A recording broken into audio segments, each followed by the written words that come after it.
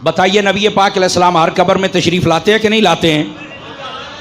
जिसका ईमान है वो बोले ना जी। भाई कब्र में 3 सवाल हैं।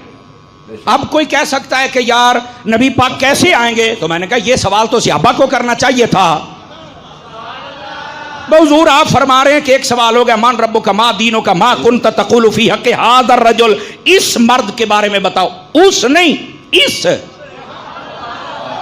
ये नहीं कहा जाएगा कि वो हुजूर खड़े हैं। बात कहते हैं मदीना शरीफ में होंगे तो वहां से तस्वीर दिखाई जाएगी।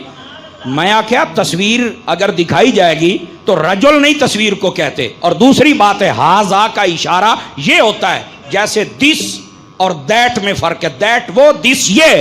अरबी में हाजा ये, जाली का वो। मैंने कहा हाजा है, जाली का नहीं है।